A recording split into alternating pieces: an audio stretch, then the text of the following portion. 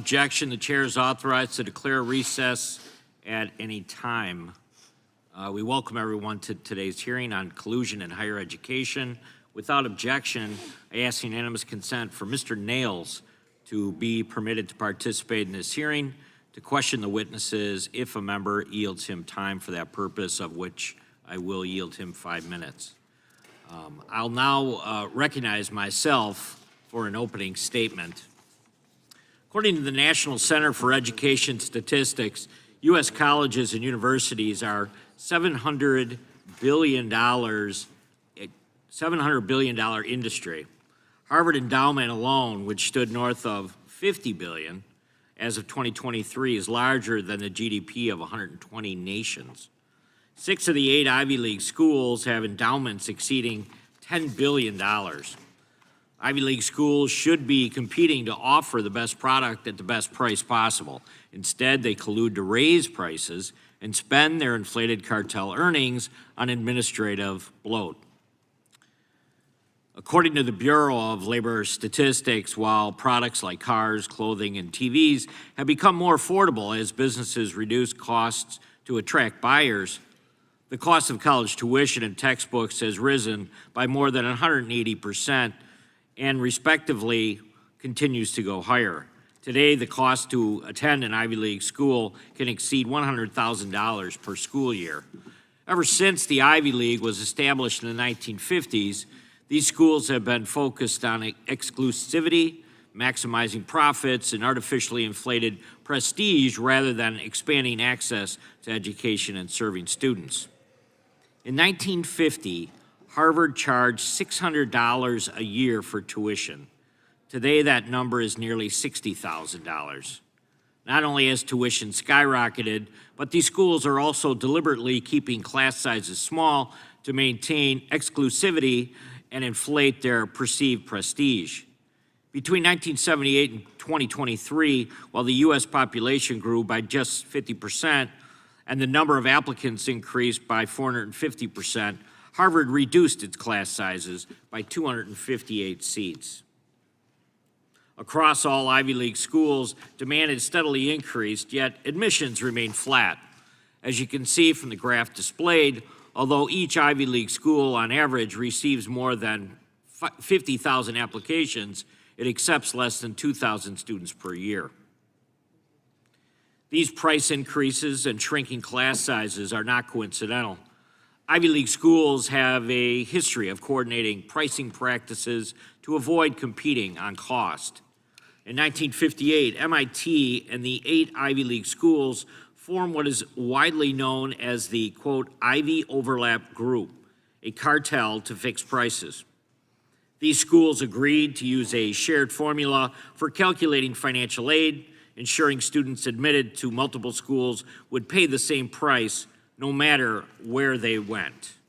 In 1989, the Department of Justice began investigating these practices and ultimately filed an antitrust lawsuit. By 1993, all 9 schools had settled. In response, Congress adopted Section 568 of the Improving America's Schools Act of 1994, granting colleges an antitrust exemption, provided they did not consider a student's ability to pay while making admissions decisions. In 1999, elite schools formed a new cartel, the 568 President's Working Group. The goal was the same, to create a shared financial aid formula and not compete for students based on price. Even with a legal exemption, these elite schools still chose profit and prestige over access and fairness. In 2022, former students sued many of the Ivy League schools for colluding on financial aid formulas that favored wealthy applicants. In one internal document uncovered through discovery, a college administrator complained about not being able to find enough qualified students with well-off parents to pay the high sticker prices. She said, quote, "Sure hope the wealthy next year raise a few more smart kids." Ivy League schools can maximize the price paid by each student using detailed financial data collected through the College Scholarship Services Profile, or the CSS profile. It is a comprehensive financial aid form that most colleges do not require. The CSS profile gives these schools access to sensitive information, including family home ownership, savings and retirement accounts, and more. With that information, they can determine how much a prospective student's family can apparently afford to pay and then charge them that amount. Despite valuing their degrees at nearly $400,000, having multi-billion-dollar endowments, and receiving billions more in taxpayer funding, these schools don't prioritize accessibility or quality of education. They prioritize profit and prestige. And even though the Ivy League schools no longer have an antitrust exemption to coordinate on pricing, tuition continues to skyrocket. By setting the industry standard for tuition, the Ivy League creates an umbrella effect that allows other colleges to charge more than they could in a competitive market. Today, we are starting an overdue conversation about how the Ivy League's anti-competitive practices may harm students, taxpayers, and ultimately our country's future. I want to thank the witnesses again for appearing before us today, and I look forward to your input. I will now recognize the ranking member, Mr. Nadler, for his opening statement. Mr. Chairman, before I start my opening statement, let me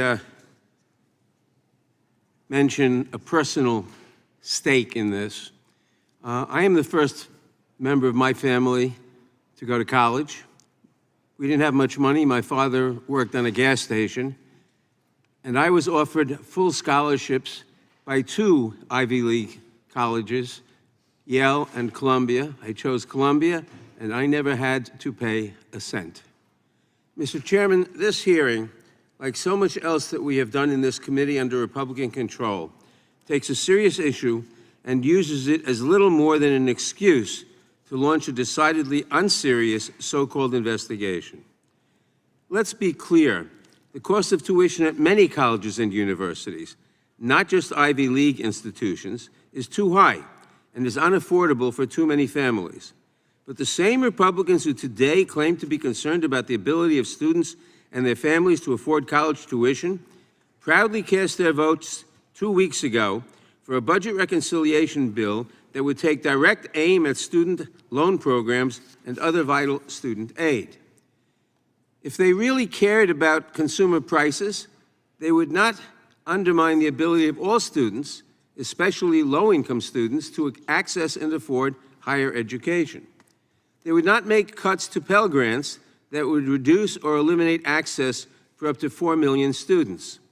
They would not cut student loan subsidies, raising costs for an average borrower by up to $200 a month. They would not make student loan repayments even more difficult and push more students into the predatory private loan market. And they would not include devastating cuts to Medicaid, which will deprive roughly 3.4 million low-income students of much-needed health care. But Republicans showed us very clearly that their priority is tax cuts for billionaires, not affordable higher education. So it is a little difficult to take their concerns seriously today. This hearing also comes in the context of the Trump administration's all-out assault on education and research at colleges and universities across the country, and particularly at Ivy League and other elite universities. The administration has slashed billions of dollars in research grants to universities, which will set back technological innovation and medical advances by decades, not to mention harming our economic growth. At the same time, they are revoking student visas and sending an unmistakable message to prospective students around the globe that they are not welcome. The result is that the brightest minds in the world, who once flocked to this country, will now look to bring their brains and talents elsewhere. But this attack on higher education has an even more sinister purpose. Its real target is academic freedom. Taking a page from the authoritarian playbook, the Trump administration is using every tool at its disposal in a pressure campaign to impose its ideology on independent academic institutions and to bend them into submission. And unfortunately, they have a willing partner in the Republicans on the Judiciary Committee. Instead of using their power as legislators to make education cheaper, more accessible, and easier to pay off for all Americans, Republicans are using the power of this committee to aid and abet President Trump's ideological war against a very narrow slice of higher ed institutions. How absurdly narrow is their focus? They are targeting 8 schools out of about 4,000 in the United States. That amounts to a focus upon less than 0.5% of the American undergraduate population. While President Trump threatens individual schools with cuts for not adhering to his ideology, they are using the power and resources of this committee to pursue yet another empty antitrust theory so that they can bully their political targets. Sadly, this follows a familiar pattern. Last Congress, this subcommittee unleashed baseless antitrust investigations designed to undermine the free speech rights of advertisers and investors that held views disfavored by the majority. When advertisers made the reasonable determination that they did not want their brands associated with extremist views and hate speech on social media platforms, Republicans used the flawed antitrust theory to justify a campaign to threaten and intimidate them into abandoning their efforts at responsible advertising. When investors threatened the profits of big oil and gas companies by considering the risks that climate change posed to our economic future, the committee rushed to the defense of their corporate allies with another hollow antitrust investigation. And now today, they return to the same tired playbook, using the power of this committee to support the Trump administration's efforts to target academic institutions. After having launched an overbroad fishing expedition against Ivy League universities, they're now holding a hearing today to justify these efforts at harassment and intimidation. As I noted at the outset, there are real concerns when it comes to the cost of tuition at colleges and universities. If there is indeed collusion among the Ivy League schools, enforcement by our antitrust agencies, the Federal Trade Commission, and the Department of Justice is the answer, not a partisan probe that merely serves as another broadside against education in America under President Trump. There is much we could do together to bring down the cost of tuition and broaden access to education. Unfortunately, Republicans would rather slash student loans to pay for tax cuts for billionaires while threatening universities that do not bend to Donald Trump's will. Unfortunately, there is one clear loser in the Republican war on science and education. It is the students they claim to support, and I should add, the public that benefits from scientific and medical discoveries that will not now happen in the United States. I appreciate our witnesses for appearing today. I look forward to hearing from them, and I yield back the balance of my time. Gentleman yields back. I now recognize Chairman of the full committee, Mr. Jordan, for his opening statement. Thank you, Mr. Chairman. So first, they set the same general price. Then, second, they demand large amounts of information from the student and their family for each student, and they squeeze every dime they can out of that family for tuition. And then third, they limit class size.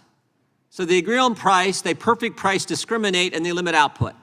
That's about as anti-competitive behavior as you can get. And then with this windfall of money they get, perfect price discrimination, collusion on the price, limiting the class size at the institution, there's a windfall of money they get from students and their families and the government, the taxpayers. They hire an unbelievable amount of administrators. Mr. Shieh has pointed that out. Such a deal for taxpayers and families. That's what's going on, and thank goodness the chairman's having a hearing on this. It's ridiculous, and everyone knows it. Not to mention all the crazy things we saw and witnessed at these institutions over the last few years, all kinds of crazy protests, taking over buildings, anti-Semitic behavior. I mean, not to mention all that. That's what's going on, and the ranking member of the subcommittee says, we're wasting our time? You've got to be kidding me. The taxpayers appreciate that their tax money actually is used in the right way, not like it's being used at these institutions. So again, I want to thank the chairman for this hearing. I look forward to our witnesses and thank them for being present today and testifying. With that, I yield back. Gentleman yields back. I now recognize the ranking member of the full committee, Mr. Raskin, for his opening statement. Thank you very much, Mr. Chairman. Thanks to our witnesses for joining us today. Republicans convened us in the middle of the night a couple weeks ago to pass their billionaire tax break bill, which even Elon Musk, their great hero, now calls a disgusting abomination. Another class war tax scam that will not only throw 14 million Americans off of their Medicaid, but increase the national debt by $3 trillion. In case our friends missed it, Elon Musk, who you've been praising since this administration began, has a message for you today. Shame on you. Shame on those who voted for it. You know you did wrong, says Elon Musk. So I was pleasantly surprised to see we were going to have a hearing on antitrust, because there used to be Republicans like progressive trust buster Teddy Roosevelt who actually believed in protecting the American people against price-fixing conspiracies, monopoly, and runaway corporate power. I thought perhaps, Mr. Chairman, we could get together to protect our personal data, to investigate alleged monopolization of live events tickets, and lower prices on everything from eggs and other groceries to credit card junk fees, which have been soaring under the Trump administration, despite his promise that he would lower the price of eggs and everything else on day one. Silly me. Like everything else, antitrust in the hands of our friends is just one more chance to attack America's colleges and universities that refuse to surrender control to that luminary academic scholar, Donald Trump, who wants the federal government to take over faculty hiring, student admissions, and academic affairs at every university in America. And I don't even know why Donald Trump's so mad at Harvard. They let in his son-in-law, Jared Kushner, after the Kushner family donated $500,000 to get him in, just like Trump pardoned Kushner's father, Charles, a major Trump donor who's our new ambassador to France, for his multiple convictions for tax evasion and witness tampering. Now that would be a worthwhile hearing, Mr. Chairman, how wealthy people like the Kushners and the Trumps buy their way in to America's elite institutions, as Donald Trump calls them. But antitrust is now just a weapon of political attack, not economic analysis. When businesses advocate sustainable investing, House Republicans accuse them of violating antitrust. When consumers want to exercise the right to boycott, Republicans accuse them of violating antitrust. Gee, if you don't support their monstrous, ugly tax break bill for billionaires, they'll accuse you of violating antitrust. We'll probably be having a hearing on how Elon Musk is now violating antitrust since he's turned against Donald Trump and their appalling bill. So today they're accusing 8 universities who represent less than 0.5% of undergraduate students in the entire market across America of engaging in some completely vague and massive antitrust conspiracy. Republicans actually trotted out this pathetically weak theory in the first Trump administration, and of course no antitrust scholars took it seriously, and even their own Department of Justice didn't do anything with it. They control the antitrust division again. Why do they need another hearing in this committee? Why don't they just bring their case, if there's a case? They've got the power. That's what they've been talking about. Look, this is pure power politics. President Trump's attacks on higher education reflect a standard move by authoritarians like Vladimir Putin in Russia and Viktor Orban in Hungary. This is right out of the dictator's playbook. Subdue and control any institution that could provide a check on your lying and your corruption. Prevent any possibility of opposition and dissent from forming against the autocrat and his regime. Clear a path for the agents of propaganda and disinformation, and destroy the institutions that have given us great advances in scientific discovery and intellectual inquiry, as Mr. Nadler points out. J.D. Vance gave the whole game away, by the way, when he repeatedly quoted Richard Nixon to say, "The professors are the enemy." Nixon said, "The professors are the enemy." Write that on the blackboard 100 times and never forget it.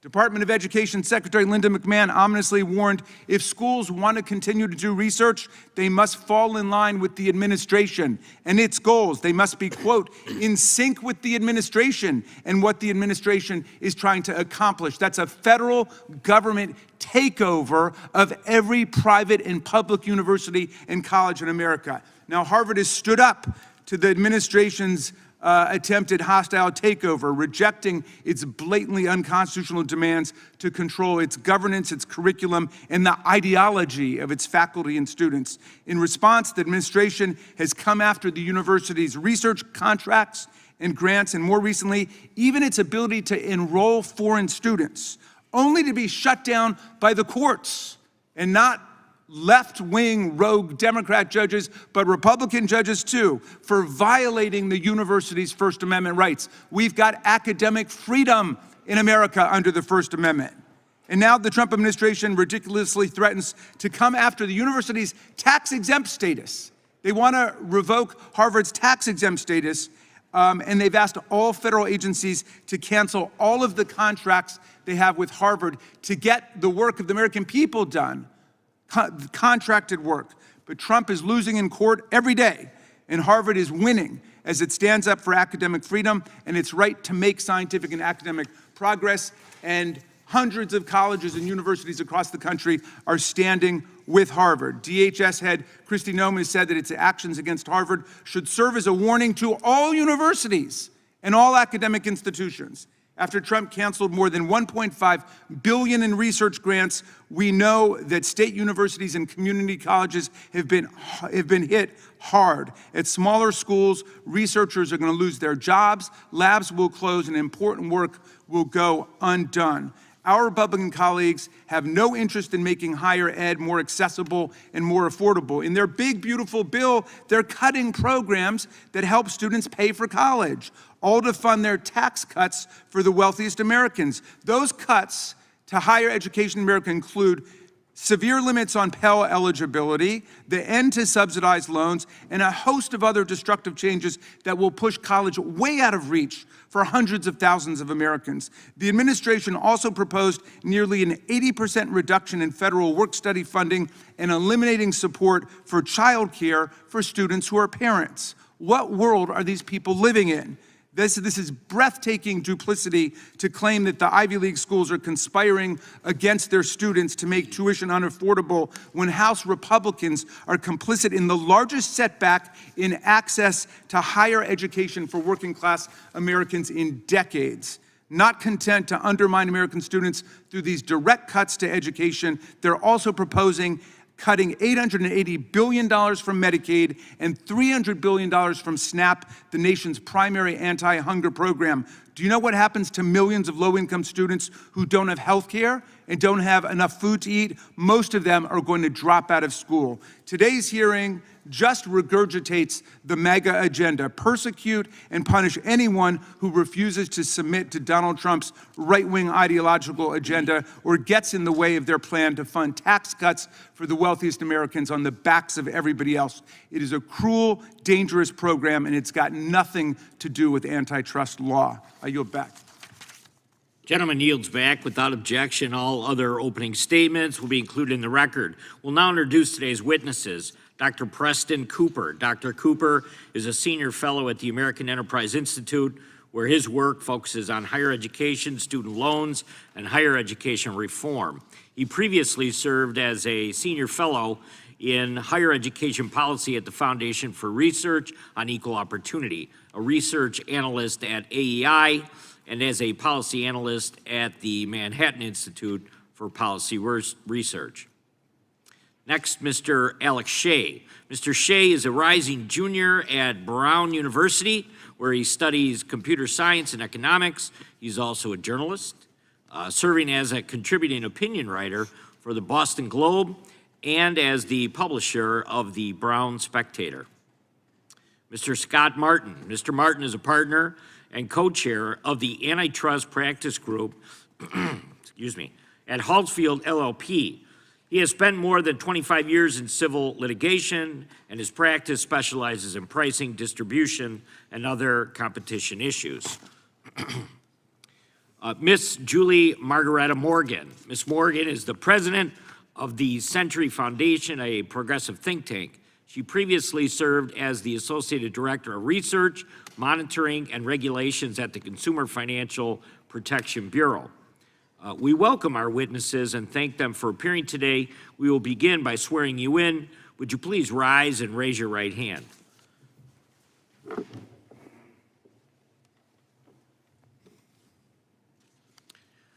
Do you swear or affirm under penalty of perjury that the testimony you are about to give is true and correct to the best of your knowledge, information, and belief, so help you God? Yes. Let the record reflect that the witnesses have answered in the affirmative. Thank you, and you can be seated. Please know that your written testimony will be entered into the record in its entirety. Accordingly, we ask that you summarize your testimony in 5 minutes. And Dr. Cooper, you may begin. Good morning, Chairman Fitzgerald, Chairman Jordan, Ranking Member Raskin and Ranking Member Nadler, and distinguished members of the subcommittee. Thank you for the opportunity to testify today on the enrollment and pricing practices of Ivy League universities. My name is Preston Cooper, and I am a senior fellow focusing on the economics of higher education at the American Enterprise Institute. The 8 institutions of the Ivy League show many hallmarks of anti-competitive behavior. Most Ivy League institutions severely limit undergraduate admissions, turning away thousands of qualified applicants. The schools charge among the highest tuition prices in the country and are less likely to provide financial aid than other private institutions. At the same time, Ivy League universities enjoy a significant surplus that funds high levels of institutional expenditures, administrative bloat, and 7-figure salaries for some college presidents. Some Ivy League universities recently enjoyed an exemption from antitrust law, provided they admitted students on a need-blind basis. In 2022, a group of students filed a class action lawsuit against 17 elite universities, including several Ivies, alleging that admissions are not actually need-blind. Most of these schools eventually settled the lawsuit for a collective $320 million. Another lawsuit was filed in 2024, alleging that elite universities have continued to coordinate their pricing decisions even after the antitrust exemption expired. My testimony does not take a position on whether Ivy League universities are coordinating their pricing decisions or whether they are in violation of federal antitrust law, but the enrollment, pricing, and spending practices of the Ivy League raise some red flags. Classic cartels limit supply in order to drive up prices and profits, and we observe a version of this happening among Ivy League schools. Let's start with restrictions on supply, a fundamental aspect of cartel behavior. Harvard College admitted about 2,200 students to join the class of 1982. Due to population increases and higher rates of overall college attendance, one might expect that number to grow. Instead, Harvard admitted just over 1,900 students to join its class of 2028. Unlike most other private colleges, Ivy League universities have mostly not increased admissions to match rising demand. Instead, the schools have opted to become more selective, with the average Ivy League admissions rate falling from 15% in 2002 to just 5% in 2022. As student demand rises, but Ivy League institutions keep admissions relatively flat, the obvious result is upward pressure on prices. The annual price of tuition and fees at Ivy League universities ranged between $59,000 and $69,000 in the previous academic year. That's between 56% and 82% higher than the average for private colleges. Ivy League students are also less likely to receive financial aid. While 84% of students at non-Ivy colleges enjoy a discount off the sticker price, the share of Ivy League students receiving institutional financial aid is just 52%. In a traditional cartel, restricted supply and higher prices enable monopoly-like profits. While nonprofit universities don't earn profits in the traditional sense, they still enjoy surplus revenues. Ivy League universities spend an average of $126,000 per full-time equivalent student, compared to just $35,000 for the average private college. These high levels of spending fuel a vast administrative bureaucracy. The average Ivy League institution employs 1 non-instructional staffer for every 2 students, compared to 1 staffer for every 6 students at other private colleges. All of this matters because Ivy League institutions have an outsized impact on the future of America. Ivy League graduates are vastly overrepresented among elites in business, politics, and media.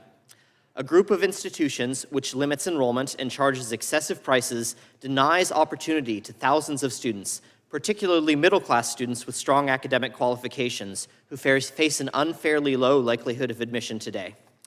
The surplus revenues that Ivy League institutions currently enjoy fuel administrative bloat, but they could instead be used to create more seats for qualified applicants.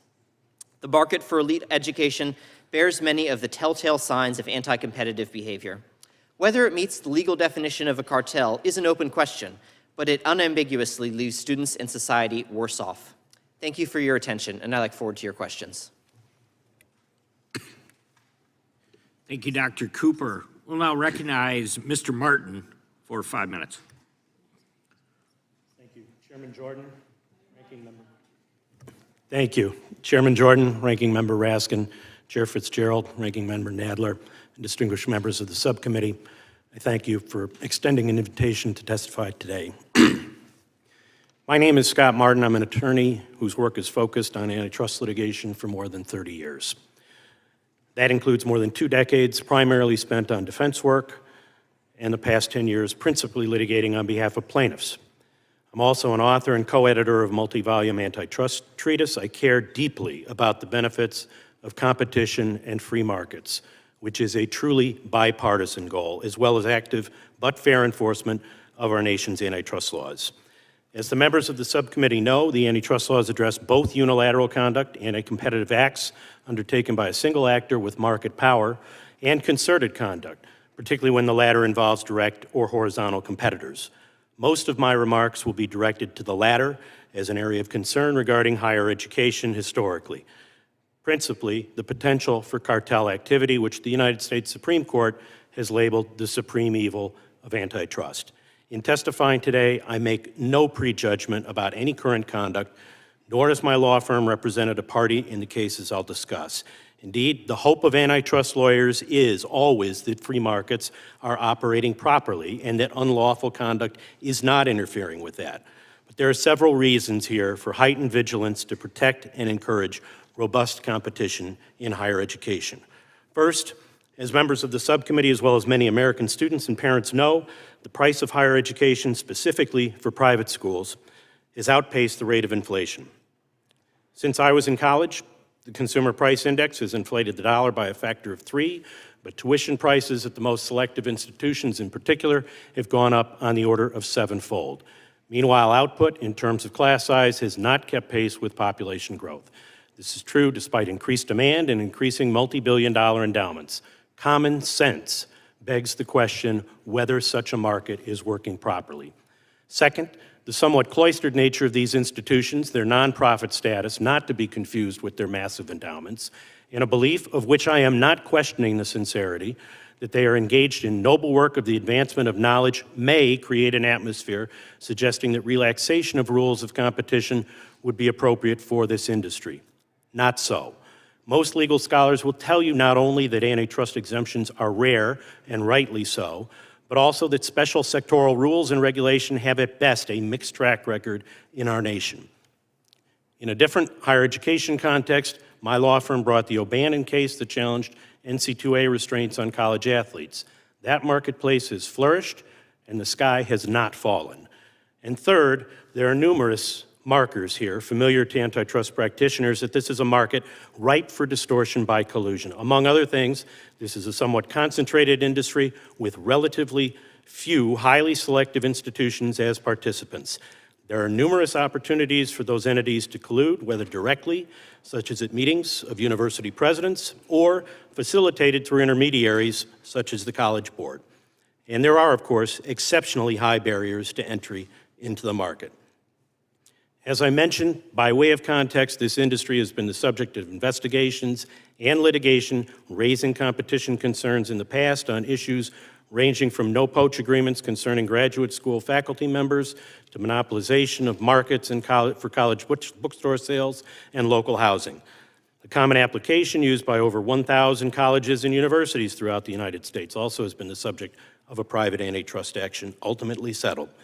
And perhaps most pertinent to the subcommittee here, in 1989, as you've heard, the DOJ filed a civil antitrust case against a group of universities alleged to have employed the same analysis to compute family contributions toward the cost of attendance for purposes of collectively determining financial assistance offered to commonly admitted students.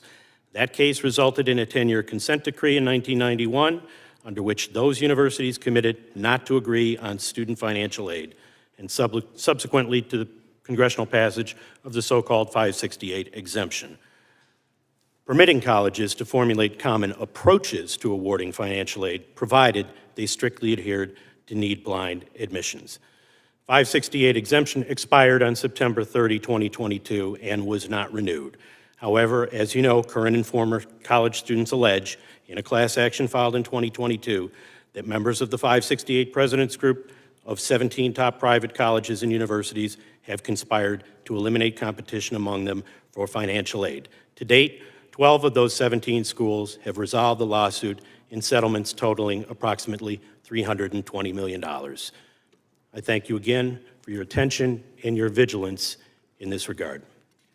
Thank you, Mr. Martin. Mr. Shieh, you may begin. Chairman Fitzgerald, Ranking Member Nadler, Chairman Jordan, Ranking Member Raskin, thank you for inviting me to appear before you today.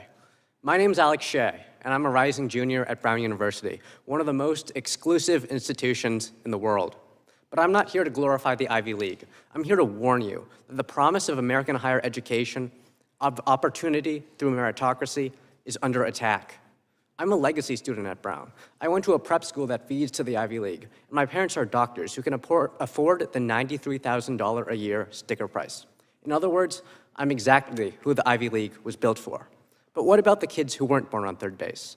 Statistically speaking, for a smart kid from a poor family, an Ivy League degree can power their ascent to the upper income brackets better than anything else. That's the American dream. But today, that dream is now a luxury good. According to the New York Times, at Brown, the median student's family makes over $200,000 a year.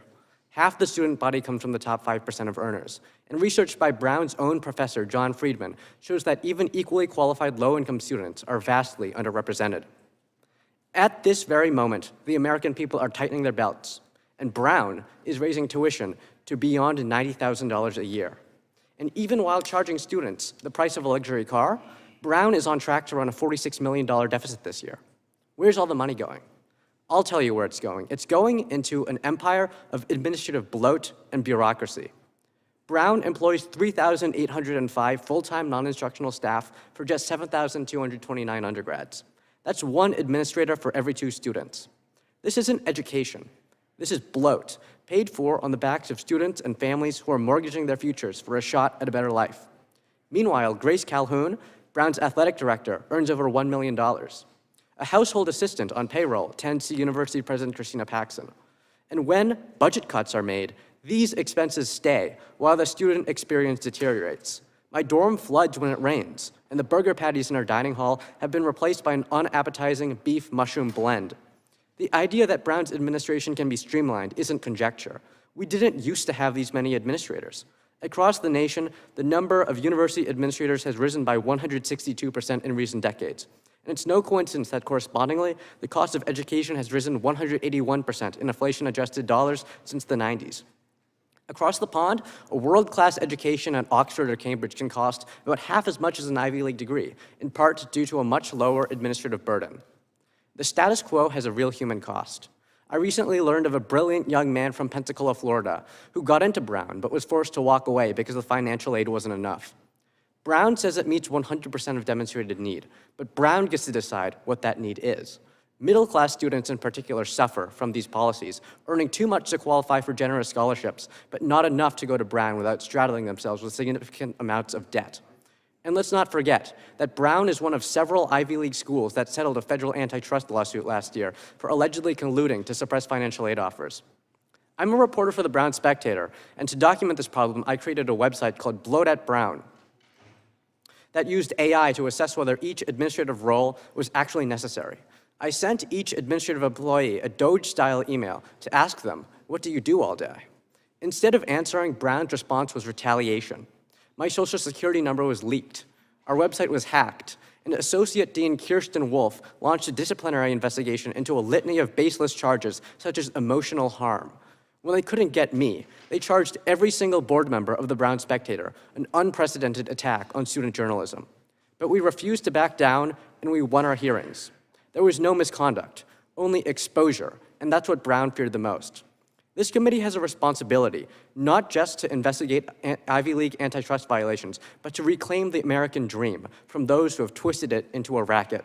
I call on you today to subpoena Brown's president, Christina Paxson, and ask her why Brown costs $93,000 a year. The American dream isn't just for the legacies, the coastal elites, or the children of privilege.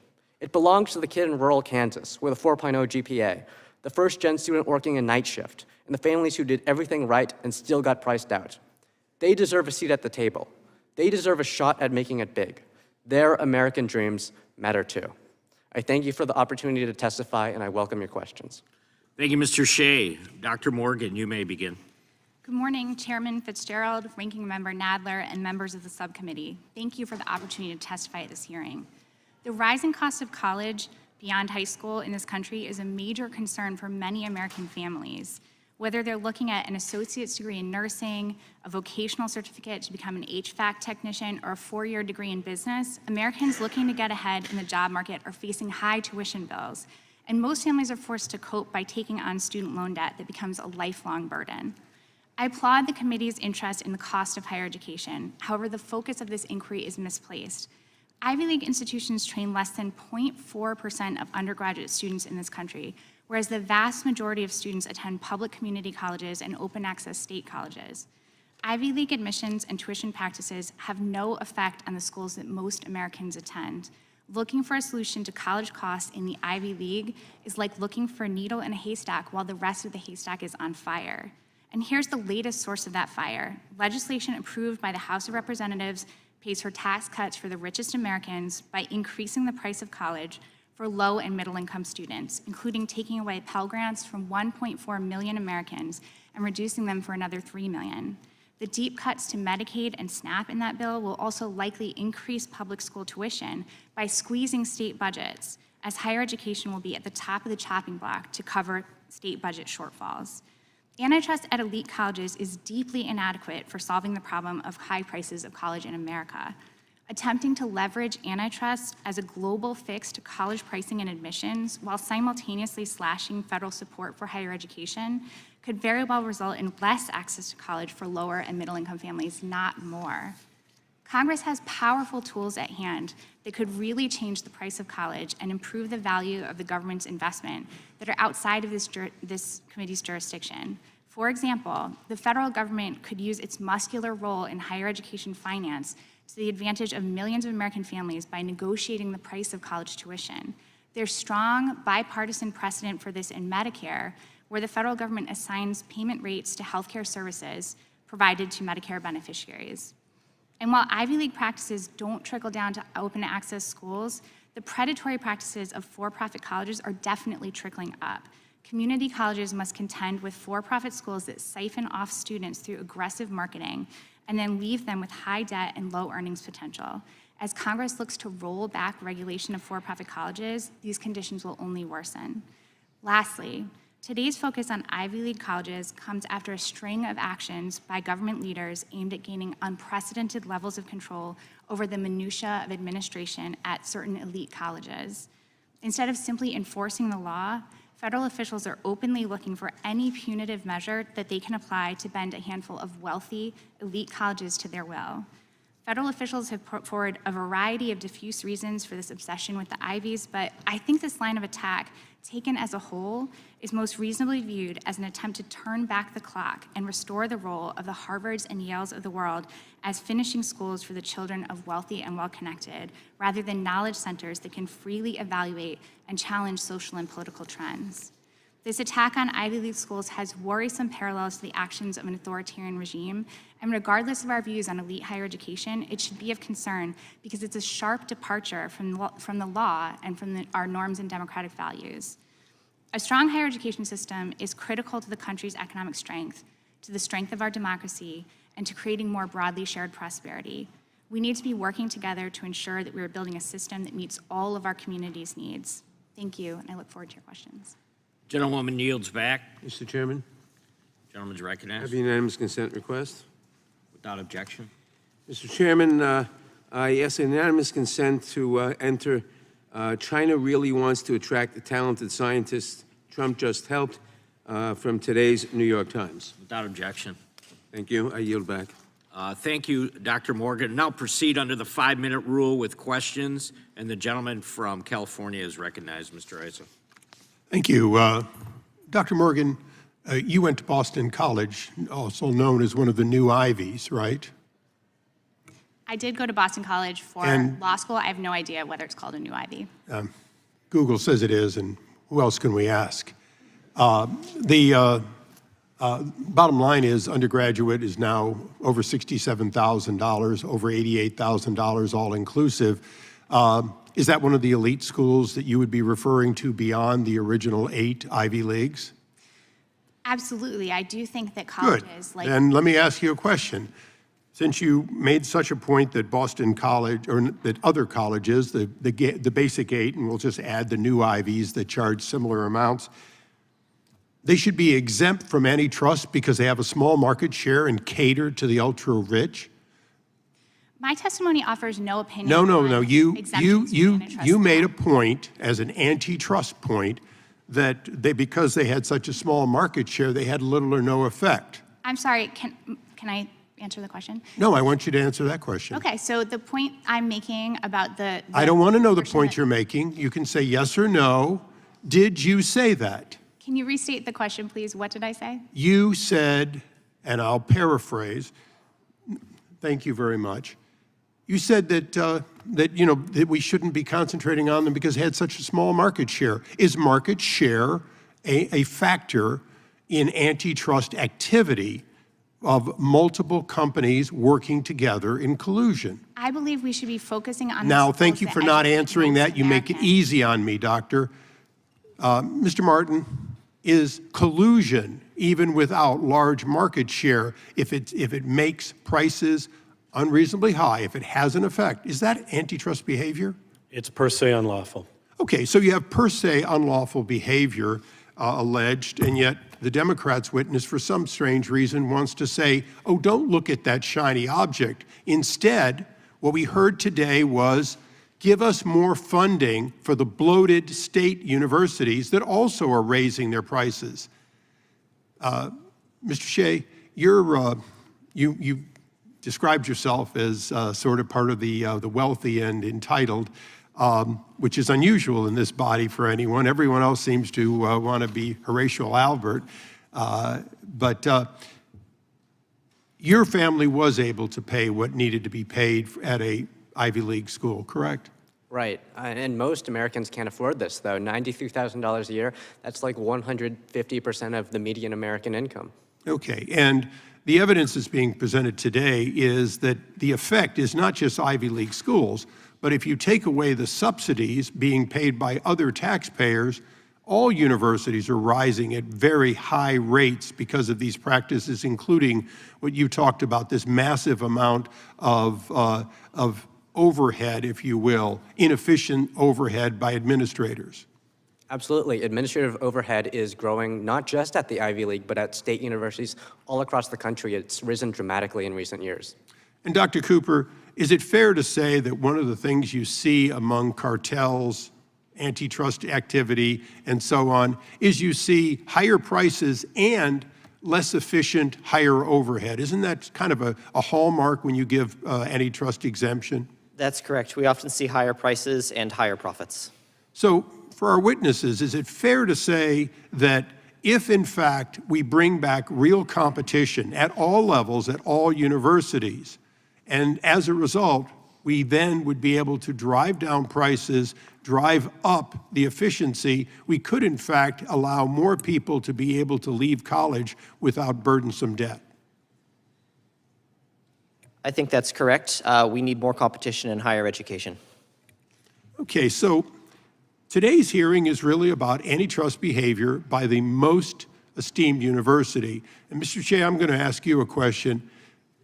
Is it your understanding, as a rising junior, if I'm correct, that if you go to one of these great universities, the rest of your life, your career income is on average greater, isn't it? This is empirically true, is that if going to an Ivy League school can definitely raise your potential earnings, especially if you're from a low-income family. So, Mr. Martin, the tendency by the universities that will deliver the highest lifetime earning to restrict, to reduce, and as a result, to deny to the people who otherwise would have that opportunity, isn't that one of the real detriments of this antitrust behavior? It should trouble us as antitrust lawyers. Thank you. I yield back. Gentleman yields back. Now recognize the ranking member for 5 minutes. Thank you, Mr. Chairman. Dr. Morgan, before I begin my questions, can you please say your answer to Mr. Ice's question on market size? Yes, I believe that market size is relevant here to the question of where we should be focusing our attention. The vast majority of students in America do not attend Ivy League colleges, and they don't attend colleges who are affected by the competitive forces that the committee is discussing here today. We need to be focused on open access colleges and community colleges who take their cues from the state legislators and federal legislators who provide sufficient resources for their budgets. Thank you. For many, college is a good investment that ensures greater earnings over a lifetime and an opening to the middle class. However, the cost of tuition at many schools is too high, closing the door to families who cannot afford the high sticker price. Despite this affordability problem and the growing disparity between the richest few and the many who are seeing rising prices in all parts of the market, the Republicans' reconciliation bill takes direct aim at student loan programs and other critical student aid programs. The Trump administration has also taken aim at students and universities while pulling critical research funding and kidnapping students and academics off the street. Dr. Morgan, how does the Republican budget impact low-income students and the public's access to higher education going forward? The Republican budget is going to have drastic negative impacts on the cost of higher education for most students in this country. As I said in my testimony, it's going to cut Pell Grants for millions of students, making them foot the bill for more of college. It's going to make student loans more expensive to repay on the back end. It caps the amount of federal student loans that people can take on, but not the amount of tuition, meaning that more people are going to have to take on private student loans to cover that gap. And how does higher education support the country and our economy generally? Higher education is incredibly important to our economy, and it serves a number of purposes. Number one, those open access schools and community colleges that I referred to are educating people to become nurses, nurse practitioners, HVAC repair people, electricians, the people who serve our communities every day and make our economy robust. But our educational institutions also provide funding for, or receive funding to do research that provides innovations that are incredibly important to our society. They make us safer, they make us healthier, and they make our country more competitive. Well, following up on that, how does the gutting of federal research programs at the National Institutes of Health, the Centers for Disease Control and Prevention, and the National Science Foundation impact not just the institutions, but society and even humanity? I think we're all going to feel the impacts of these cuts for a long time. We're not going to be developing the drugs that make us safer and healthier in this country. We're not going to be developing the innovations that help keep us competitive and power manufacturing within our country. So it's going to have a really big impact on us as a whole. I also think that it's going to move more innovation to the private sector, which means that we're really only going to be developing the innovations that are profitable and not necessarily the ones that are best for the public as a whole. And most of our drugs are not initially profitable without federal research. Dr. Morgan, the United States has been the beneficiary of foreign students coming here, being educated here, the best and the brightest, and staying here. It's one of the reasons for our scientific supremacy. What is the effect of the Trump administration's hostility to foreign students and denials of visas and even revocations of visas? What will be the effect on our economy and on our scientific primacy? Yes, I think that, first of all, we have to view this attack on foreign students at American colleges as part of a larger punitive effort to bend certain colleges to the administration's will. So this is really part of an effort to kind of turn the screws in any place that the administration can to bring colleges around to a set of... But what would be the result? Oh, sure. So I think the result of this change to admission for international students is going to have an effect on our country's ability to bring in minds from all across the world and benefit from their academic excellence, to provide an opportunity for those students to take part in our democracy and learn our values. In short, it promises to shift scientific primacy from the United States to China. Would you agree with that? I totally agree with that. Thank you. I yield back. Gentleman yields back. We now recognize the gentleman from Washington for 5 minutes. Well, thank you, Mr. Chair, for holding this important hearing. There is zero doubt that the Ivy League institutions behave in a anti-competitive manner. In fact, if you look at their pricing and value and marketing model, it looks very similar to some famous jewel companies and how they control the supply of diamonds and inflate what is a commodity into a precious item of limited scarcity. But I do believe that American higher education is a gem of American society. What it does for research, social mobility, and overall aid to our economy is extremely important. Unfortunately, it's a gem that has been thrust into the mud largely by Democratic leadership. And Democrats are great if you're a college administrator and want to see your salary increase or your job supply increase. They're terrible if you're a college student and you don't want to see your debt levels increase. The right price for college should be the price at which a student can get through with zero debt. College should be priced at the level you can work a part-time job or a summer job. And the problem with an 18-year-old is they don't know the difference between $6,000 in debt or $60,000 in debt. They've never had a job and had to pay it back. So what this body should be doing is how do we create an environment where all students can get through school with no debt. When I was in our state Senate, as Republicans, when we took control in the state Senate, we actually dropped the price of college tuition 20% in Washington state under Republican leadership because we were working for the middle class. I've had the experience of going to a big state school, Washington State University, where my father's a professor. I spent a year as a teacher at Catholic University of Mozambique, teaching war refugees. I was a teaching fellow at Harvard when I did my master's there, and I was on short-term on the faculty at Sciences Po University in Paris, which is kind of the Harvard of France. And across all those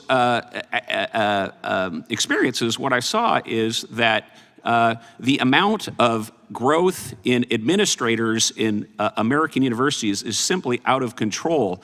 When you go to Sciences Po, there's no diversity deans, student housing deans, student welfare deans. There is simply this reliance on college students to behave as adults and figure stuff out for themselves. In doing that, they're able to provide college at a much, much lower level. So what this body needs to do is to figure out ways to get out all the BS out of higher education, get back to basics, and create mechanisms to bring costs down.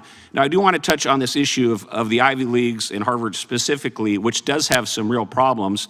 When I went to Harvard, there was a lack of viewpoint diversity. We used to call the Republican Club the phone booth club because there were so few of us we could fit in a phone booth. Now I make that joke, and a lot of students don't even know what a phone booth is. But in any event, the solution to this is just to make these universities reflective of American society. It's like Noah's Ark. Just increase access and viewpoint diversity. This shouldn't be hard, except the fact the far left does not want to give up its stranglehold on America's most elite universities, but this is going to happen. Secondly, there is a problem with the Chinese government and foreign institutions utilizing America's most elite universities. When I went to Harvard, there was sort of a small-scale scandal that they refused to fly the flag of Taiwan at that time. And in fact, we have some important legislation here in this body in the Deterrent Act, which we passed out of the House, that would illuminate how much foreign influence is going on in college campuses from places like China. And even today, Harvard resists implementing that bill. I'd like to enter for the record this column, this newspaper article that Harvard has trained so many Chinese communist officials, they call it their party school. So there very much is a problem of China. Without objection. These universities, if I could enter this in the record. Thank you, Without objection. Mr. Chair. And finally, I just want to thank all the panelists for fighting this antitrust issue. But as we think about these issues, we all need to realize that college enrollment is about to go off a cliff due to demographic changes in America. We have a silver tsunami of older Americans, and we have a dwindling, rapidly supply of college students because of demographic factors in terms of birth rates and also the cost. So this anti-competitive behavior will likely become worse in coming years as the total market for college students reduces. With that, I yield back. Gentleman yields back. Mr. Nadler is recognized for unanimous consent request. Mr. Chairman, I ask unanimous consent to enter into the record an article from New America titled, "The House Reconciliation Bill Makes College Less Affordable, All to Pay for Tax Cuts for Millionaires and Billionaires," that argues low-income to moderate students will, quote, borrow more but with worse terms. Without objection. Thank you, and I also seek unanimous consent to enter into the record two articles, one entitled, "The Number of 18-Year-Olds is About to Drop Sharply," as the gentleman said, Without objection. and another entitled Declining Enrollment is Leading to School Closures. Without objection. The ranking member of the full committee, Mr. Raskin, is now recognized for 5 minutes. And thank you, Mr. Chairman. Mr. Shieh, so you describe yourself as a son of wealth and privilege. I think you describe yourself as a legacy student. Does that mean your parents or your grandparents went to Brown? Yeah, my father went to Brown. But other than having some complaints like the beef mushroom blend, you're really speaking not so much for yourself, but for other kids. You say the kids who are not born on third base. Is that right? Absolutely. I think the value of an Ivy League degree used to mean that you were smart, that you're brilliant, but I think it's being diminished. And as you know, the vast majority of young people who want to go to college are not going to be able to go to Brown, even if you increase the class size as you've advocated by a couple hundred kids. The vast majority are going to end up going to, if they can afford it, state universities, community colleges, and so on. So my question for you is, will you use your platform here today to oppose the major cuts in Pell Grants, which have allowed an avenue for upward mobility and education for young people that are built into the current tax bill? 1.4 million Americans would be thrown off, and I just wonder if you would oppose the cuts to Pell Grants, the cuts to student loans, and the 80% cuts to college work study, which you know allows people to work their way through college. Well, I think something that we've observed economically is that... No, I'm going to, like my friend, I'm going to ask you to answer the question. Do you oppose all those cuts, or do you support them? I guess I believe that that subsidizing education only increases the cost because... So you favor those cuts. So you would just get rid of the Pell Grant program, is that right?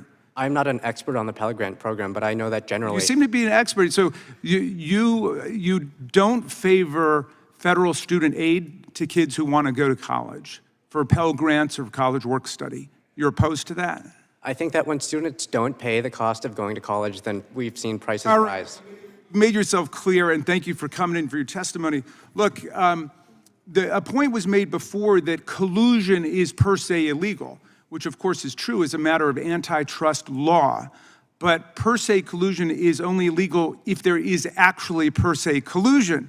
Now, this reminds me of a hearing that we did over in the Oversight Committee with Chairman Comer about impeachment, where the Republicans lined up all these witnesses about impeachment of Joe Biden, and then all of them said that they didn't see evidence, they were not aware of evidence that would justify impeachment. And so the two expert witnesses here, Dr. Cooper and Mr. Martin, as I'm reading your testimony, are saying that they don't have evidence of price fixing. Mr. Martin says, I think you just stated it, I'm making no judgment about any current conduct. You're not making a statement on that. Dr. Cooper, you said my testimony does not take a position on whether Ivy Leagues are coordinating their pricing decisions or whether they're in violation of federal antitrust law. So again, this is much ado about nothing.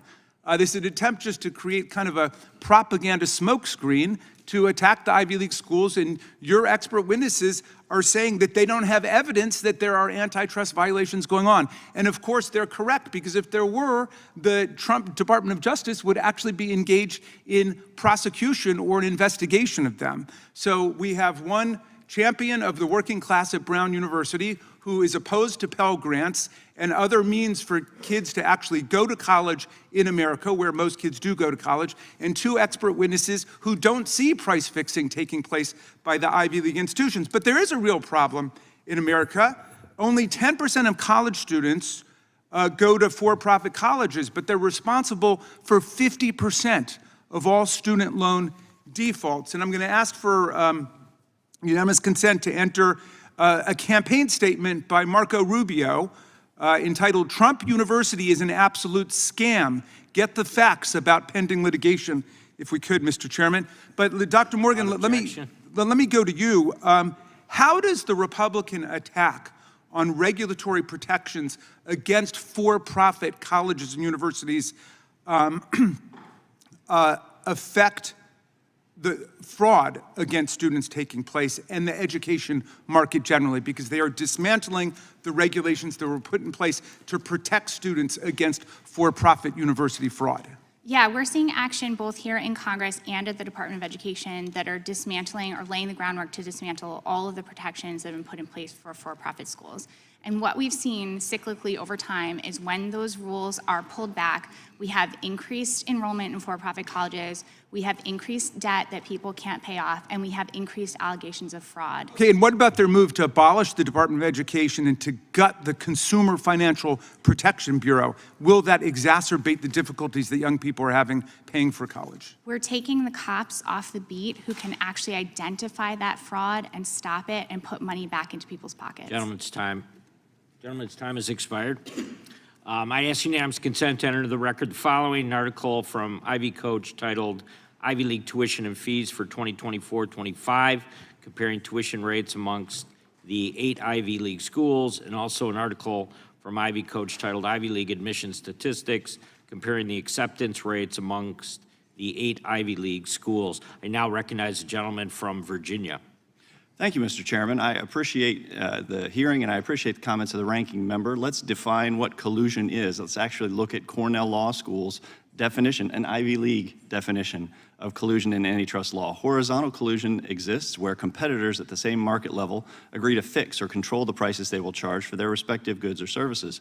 For instance, 2 parties may collude by limiting or restricting supply, sharing insider information, or dividing the market. It's very clear that the 8 Ivy League member institutions have a long history of colluding with each other and other elite higher education institutions. Back in 1958, they formed a cartel called the Ivy Overlap Group that created a common formula for calculating financial aid packages to ensure that a student admitted to one or more of the Overlap Group institutions would pay the same maximum price to attend, regardless of the institution that they chose. The Overlap Group would accomplish this by sharing information and determining the maximum price that admitted students' families could afford to pay. Later, operating under a now expired antitrust exemption, many of the Ivy League institutions and other elite higher education institutions formed the 568 President's Working Group, which likewise created a common formula to ensure 568 PWG schools would not compete on price. So this behavior led to lawsuits and settlements against many of the Ivy League institutions. Dr. Cooper, does this cartel of elite higher education institutions have the ability to raise the cost for students and their families who are attempting to pay for college? Absolutely, Congressman. I believe the opaque financial aid system enables Ivy League colleges to charge much higher prices than they would be able to in a competitive market. There is a billion-dollar consulting industry that helps Ivy League institutions figure out exactly how much each family is able to pay and then charge that amount. We've seen collusion on pricing before enactment of the Section 568 exemption, and while the exemption was in effect, now we are concerned it persists today, even though the exemption has expired. What gaps in enforcement have allowed Ivy League institutions to effectively operate as a pricing cartel? So the prices that colleges charge are very opaque right now. You have to apply and be admitted in order to figure out how much you're going to pay. And at that point, the college sort of has you captive, that it's going to be very difficult for you to comparison shop at that point, go to a different school, and you kind of have to accept the price that the school is charging you, or else maybe not go to college. So similar question to Mr. Martin. These institutions, through the Overlap Group and the 568 President's Working Group, used this common financial aid formula for decades to make sure they weren't competing on price. Do you think that these institutions could still be using that same revenue maximizing formula to calculate financial aid awards that they used while the exemption was in place? Well, that's the subject of an ongoing litigation in the Northern District of Illinois. And to put a finer point, I make no prejudgment as to what the outcome of that litigation would be. I only note that 12 of the 17 member institutions have settled it for a total of $320 million. It survived a motion to dismiss.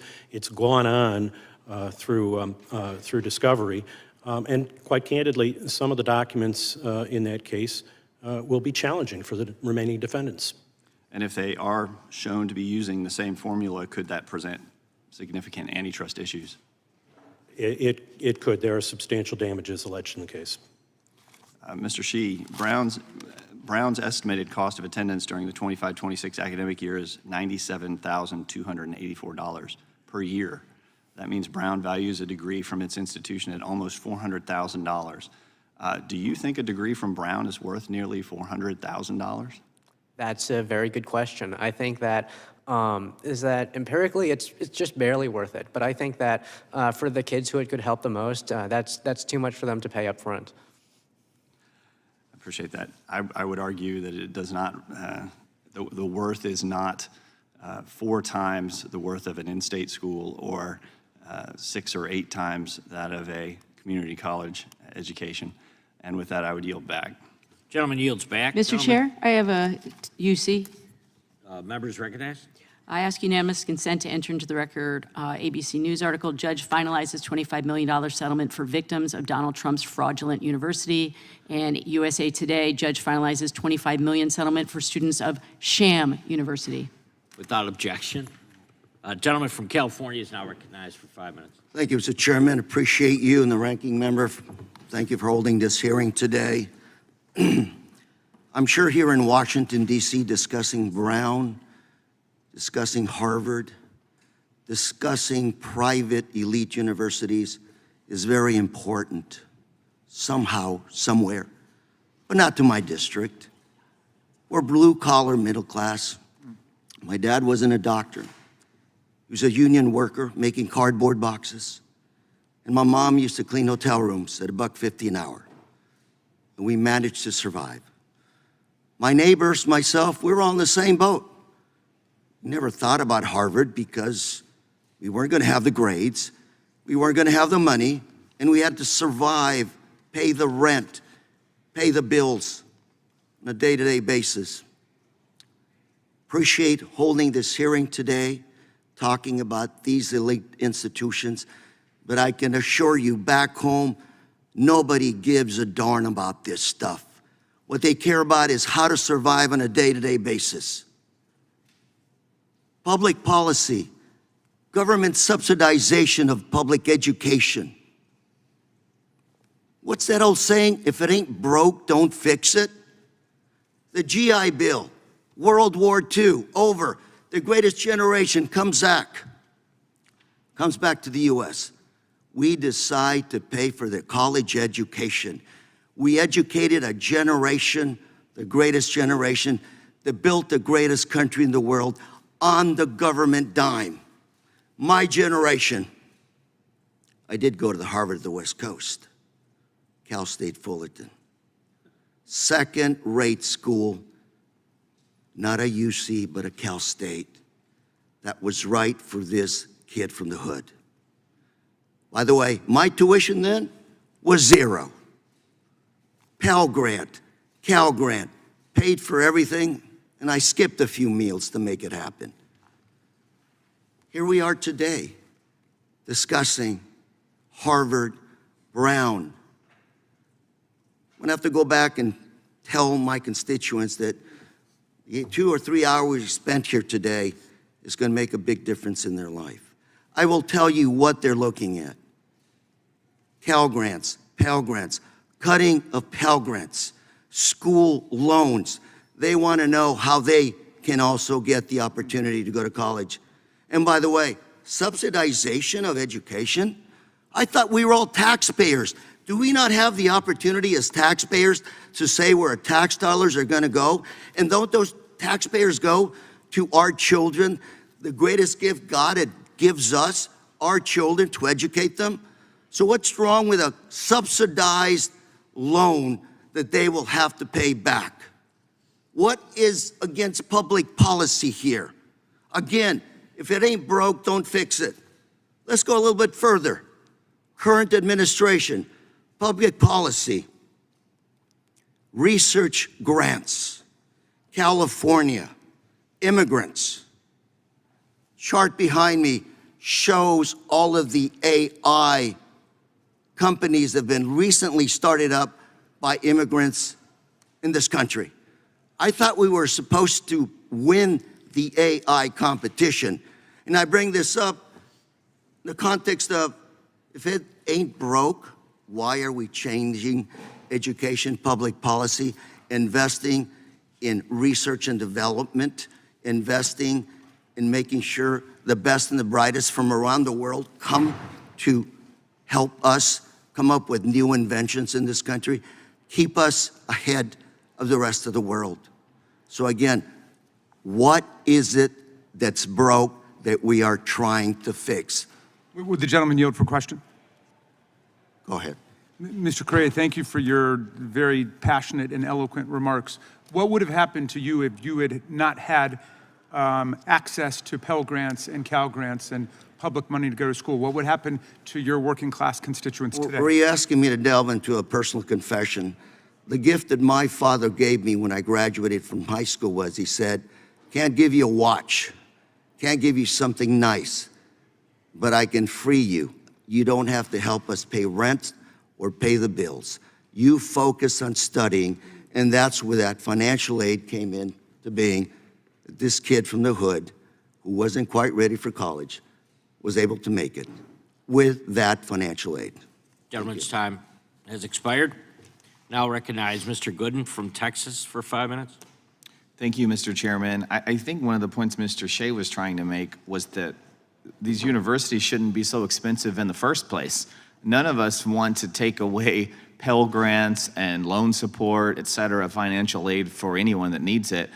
Our point is it shouldn't cost this much in the first place, to the point that we need $400,000, whether it's subsidized or not, to pay for these degrees. I'm curious, Mr. Shieh, when you started asking all these questions and making noise at Brown University, what was their response to you?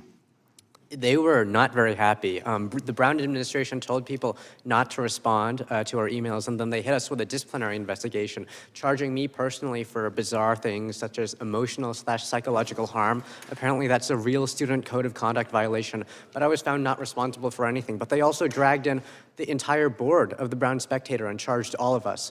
And luckily we were cleared, but I think this shows that there's rot and they're trying to cover it up. Isn't that interesting that they had a problem with your free speech and the work you were doing, but they didn't have a problem with the pro-Palestinian encampments and all the anti-Semitism? Isn't that just wildly ironic that they would go after little old you, just a student that's banging the drum and kicking and screaming about high cost, and that pissed them off so much that they started an investigation and came after you, but they didn't have a problem with the anti-Semitism all over their campus?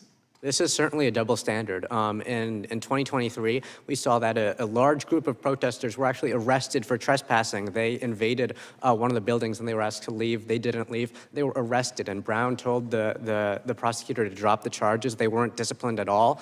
I think there's a clear double standard here. Well, I hope you'll keep after it. The fact that the Democrats on this committee are going after you, not hard, I'll give them credit, but trying to nail you down on a Pell Grant question that really doesn't have anything to do with the point we're trying to make here. The point is, if college wasn't so expensive, we wouldn't even need all this financial aid because it wouldn't cost a fortune to go to college. It shouldn't cost $400,000, and kids that can't afford it wouldn't need the aid that they get because they would have aid, but we would need $400,000 of it.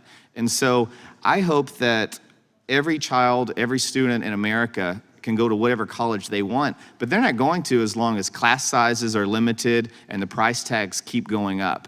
Another interesting tidbit that I have found in all of this is all these endowments. One of my colleagues on the other side said taxpayer money was meant to go towards funding this. If an Ivy League institution has billions of dollars in their endowments, then I'm wondering how much needs to be given to this university with extra taxpayer dollars. Dr. Cooper, will you comment on that? Absolutely. Some of these Ivy League universities have endowments in the tens of billions. Harvard is an endowment north of $50 billion.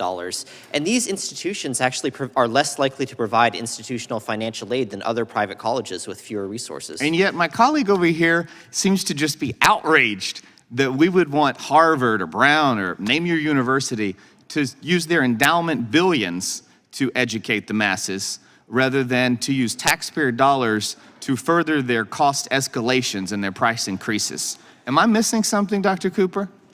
I think you're right. Harvard and other Ivy League institutions could certainly be doing a lot more with the tremendous resources they have available to make college more affordable for their students and to expand to more talented students. Well, I praise your work. I'm sorry on behalf of my colleagues on the left that seem to be so angry with your exposing of the corruption and the collusion and the exorbitant cost increases of Ivy League educations. I can't hear one peep out of them with respect to the anti-Semitism in these same Ivy League institutions. They're all mad at President Trump for actually standing up against this anti-Semitism that we're seeing. They're mad at President Trump for trying to bring down the cost and saying to these Ivy League institutions, we're not going to keep sending you money of U.S. taxpayer dollars as long as you're helping to propagate this anti-Semitism. They're doing nothing about this. And Democrats are so mad at the president for standing up for the students and for standing up for the taxpayers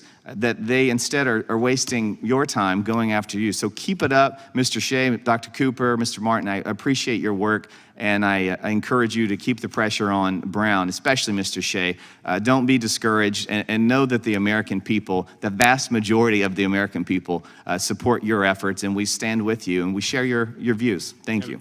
Gentleman yields back. We have a couple of unanimous consent requests. Mr. Correa first. Thank you, Mr. Chairman.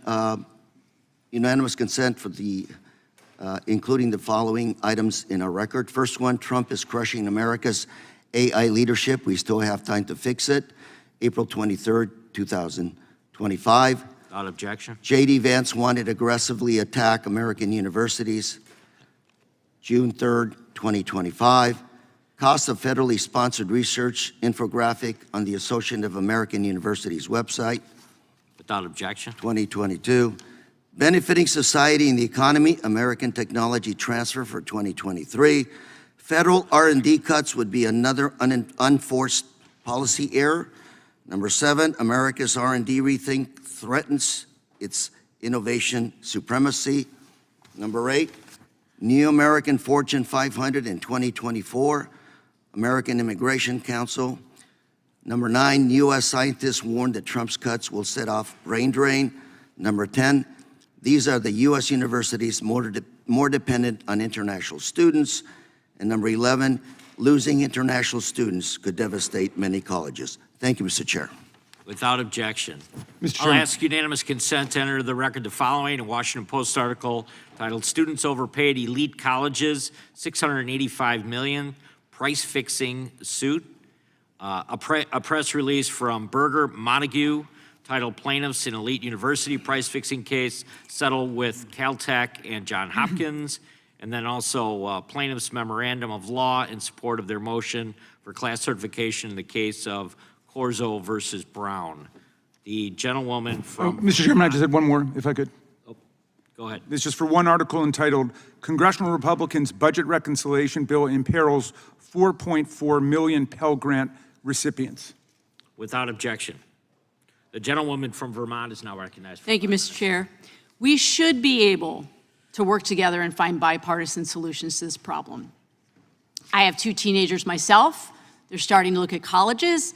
I've got sticker shock, as do most parents who go through this process. And I am really worried about all of the talented students who don't even apply, not just because of the tuition or the room and board, but simply the fees in order to apply. It's out of reach for so many families, and the astronomical costs mean working people do not have a fair shot at higher education. I think that is why we have been so vocal today about the cuts to the Pell Grant program.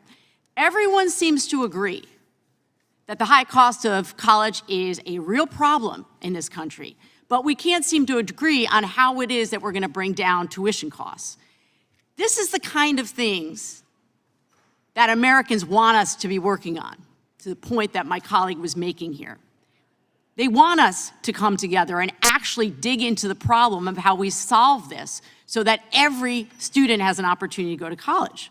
But that's not actually why we're here today. It's so clear that that's not what this is actually about. Dr. Morgan, I'm so glad that you're here, and I thank you so much for your time. Can you, take us through sort of the crux of what it is that we're supposed to be doing here, which is unpacking all of this? What are the things that are driving these higher costs in education? Yeah, thank you for the question. It differs really by sector. There are a lot of varied factors that go into college costs, but it really differs by the type of institution and the type of business model. So when we take a look at a for-profit college, they're out to maximize their profit. So the cost of providing the education is actually quite low and doesn't really drive the tuition prices. Their cost of marketing is quite high because they're trying to bring people in the door. When we think about state institutions and community colleges that are educating the majority of students who go to college in this country, studies have shown that the thing that is really driving their costs, or the cost of tuition, is state appropriations. And so that's why I've been quite focused on what federal and state aid, and local aid as well, is going to these colleges, and how what we do at the federal level impacts those state budgets. Because I think we are going to see a squeeze on state budgets that increases the price of tuition. And what we've seen in the past is that it takes a really long time to unwind that, even if we're looking at something that, that only affects a given year. So what you're saying is true, that if we are not investing in the institutions that most of our students go to, we are compounding the problem. That's so right. I really appreciate that. When we're talking about the affordability problem, are we talking about all institutions of higher education in the United States, or is it just the Ivies? I think there's a broad swath of colleges where the tuition is quite high and where they're using these opaque discounting models to get to a net price. But there are a lot of colleges in this country that have held their costs quite low despite, weathering the storms of state budgets and cuts to federal aid, and are really doing their best to provide an education at a transparent price to people where they can come out with as little debt as possible. I do think one thing to think about with that group of institutions and that group of students is how the costs in the rest of those students' lives have gone up. That's right. For community college students in particular, they're going to be affected by cuts to things like SNAP. They're also affected by the impact of things like the tariffs and the cost of living increases that's driving for families. So for them, the whole package and their indebtedness to achieve an education is going to be higher because of all of the rising costs that we're seeing right now. I really appreciate that. It's a complicated problem. It requires a seriousness of purpose and not some sham hearing. My Republican colleagues are not here to seriously investigate the problem of college affordability. They are here to advance Donald Trump's culture war against people and institutions that he doesn't like, and to go after anyone who remotely disagrees with him. He wants to continue to silence the opposition. The reason I know this is because my Republican colleagues, every single one of them across the aisle here, voted to eliminate or reduce student aid, increase monthly student loan payments, and drive students to take out predatory private loans. So this hearing, once again, which we have seen over and over again in this committee, is to do the president's dirty work. We have real work that we should be doing to support our students, but we are preoccupied with going after the president's supposed political enemies. It's a shame, and it's a disservice to our students across this country. I yield back. Gentlewoman yields back. Gentlewoman from Wyoming is recognized for 5 minutes. Thank you. I yield my 5 minutes to the Mr. Niels from Texas. Thank you, Ms. Hageman. Thank you for our witnesses taking the time to be here. As we've already discussed, the tuition rates at self-proclaimed elite universities have ballooned over the years due to long-standing collusion between them, long-standing collusion. This has allowed these schools to accumulate the kind of severe administrative bloat rarely seen outside of our own federal government. As Dr. Cooper testified, Ivy League universities average 1 non-instructional staff per 2 students. How do you like that ratio? Yet the average private university gets by with 1/3 the administrative staff. And much like we see in the federal government, at some point bureaucracies, they get so big, fat, bloated that they serve no real purpose other than to justify their own existence. If these elite universities have 1 administrative employee for every 2 students, then what exactly are they employed to do? Well, one of our witnesses, Mr. Alex Shieh, decided to ask. Great question, Alex. Pursuant to his work as a student journalist investigating administrative bloat at Brown, Mr. Shieh emailed all 3,805 non-faculty employees of the university to inquire about what their job entailed, right? Rather than simply respond to the inquiry, Brown chose to initiate disciplinary proceedings against Mr. Shieh. I was so appalled when I heard about this that I wrote a letter to Brown urging them to reverse course. I believe our fearless leader, Chairman Jordan, in the committee, they wrote a letter, and Brown reversed course, and I'm glad they did. It's one thing to create a vast, useless administrative bureaucracy to justify an exorbitant tuition rate of $93,000, but to punish a student journalist for daring to ask a question about it is unacceptable. Mr. Shieh, what first prompted you to make the inquiry? That's an excellent question. So Brown has a $46 million budget shortfall, even while charging students the price of a luxury car. And it doesn't seem like they want to cut any administrators. They're having hiring freezes, but they're not willing to cut any jobs. So I thought this was something that needed to be looked into. Why do you think the employees at your emo, they didn't answer your questions? Many of them didn't respond?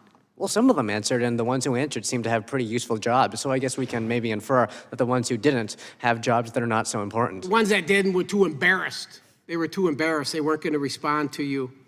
Why do you think elite schools like Brown might be more frugal in administrative spending if they had to pay the same 21% tax rate on their endowment profits as corporations? Certainly. I mean, when you have to pay higher taxes, there's less money floating around, and you got to tighten the budget. Now, that's beautiful. We put it in reconciliation now. So these universities, it was 1.4. Now it's going to go to 21%. 21%. I'm so excited that that legislation was in our reconciliation. How about you, Dr. Cooper? What do you think?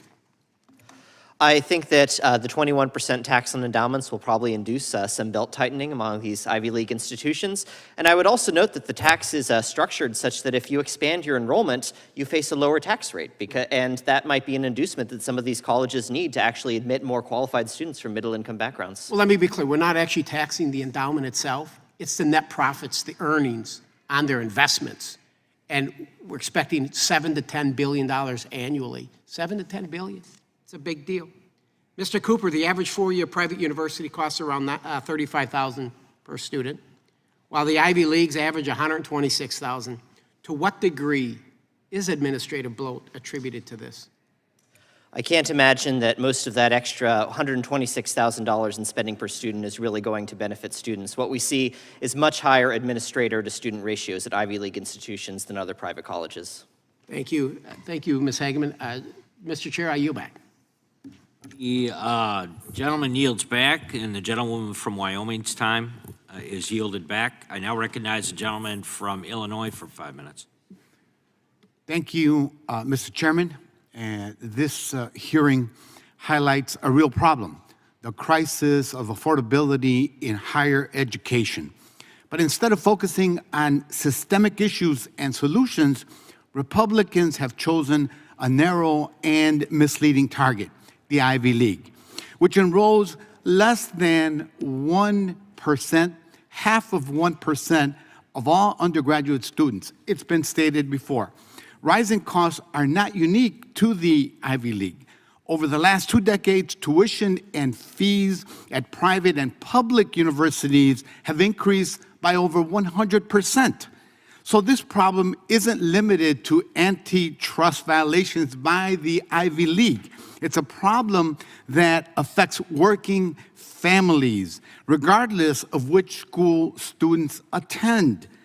And this problem is rooted in the commodification of education. Many schools have become real estate trusts and hedge funds that treat education as an afterthought. They game the ranking system by jacking up tuition, offering discounts in the form of financial aid, knowing that they can exploit the student loan program and load their students with debt. This model has been a disaster for students and for our economy. Higher education is becoming more essential and more unaffordable. Over 40 million people hold nearly $2 trillion in debt. And Black and Latino students, immigrant students, and first-generation students in particular are being priced out of opportunity. So in addition to antitrust enforcement, Congress must act. And we should consider policy options like tuition-free public college, caps on tuition increases, increased need-based aid, reforms to the student loan system, and support for trade and vocational schools. Not everyone needs to go to college. But if Republicans were serious about affordability, we'd see policy solutions. We don't see that. Instead, we see culture wars. Let's talk about what they actually do. Ms. Morgan, thank you for being here. Let me ask you a simple yes or no question. Does gutting the Department of Education lower tuition costs? It does not. Thank you. Does cutting research funding for universities lower tuition costs? It does not. Does cutting financial aid programs and student debt relief lower tuition costs? Definitely does not. Does suppressing free speech and enforcing a Trump-approved ideology lower tuition costs? It does not. Thank you. And as usual, Republicans are pretending to be firefighters when they're actually arsonists. We need to address the cost of higher education, but nothing in their cruel reconciliation bill does that. So this hearing is just a hypocritical distraction. Republicans fight culture wars, they manufacture outrage, and funnel taxpayer dollars to billionaires and to ICE while defunding higher education, programs that help working class students, those that I represent in Congress, and other vital resources for our communities. Working families and our communities deserve better. Thank you, and I yield back. Gentleman yields back. Gentleman from North Carolina is now recognized for 5 minutes. Thank you, Mr. Chairman, and thank you to all of you that are on the panel today for your testimony. We've been in and out of other committee meetings, but I did have the privilege of reading your written testimonies in advance, and I do want to just ask you a couple of questions. You know, for decades, elite universities were protected by the antitrust exemption under the understanding that they were going to provide these need-blind financial aid, which they arguably are not. And so, Mr. Martin, I want to go to you first. In your view, did the exemption do anything meaningful to bring down colleges' cost to make colleges' expense more accessible? I've not studied that, Congressman, but I'm aware of nothing. Okay. We really, I think, have seen what 30 years of colluding about the financial aid formulas did to college affordability and accessibility, but the exemption expired in 2022. So my question again, Mr. Martin, would be to you, if we want students to be offered the best college experience at the lowest possible price, should Congress enact another antitrust exemption like Section 568 or force the schools to compete against one another? As an antitrust lawyer, Congressman, the free market is generally the best tool for solving problems of prices. Well, and I too, I believe that competition would play a role in bringing down college costs. And we have data from the last 30 years that the antitrust exemption only succeeded in making our elite institutions more elite and further remove the needs of everyday Americans. So thank you for your response. I want to go to Mr. Shieh. And Mr. Shieh, you caused quite a stir with your email to Brown's employees. Your efforts to shine a light on Brown University's excess mirrors our fight in Congress to cut wasteful spending as we're dealing with it day in and day out.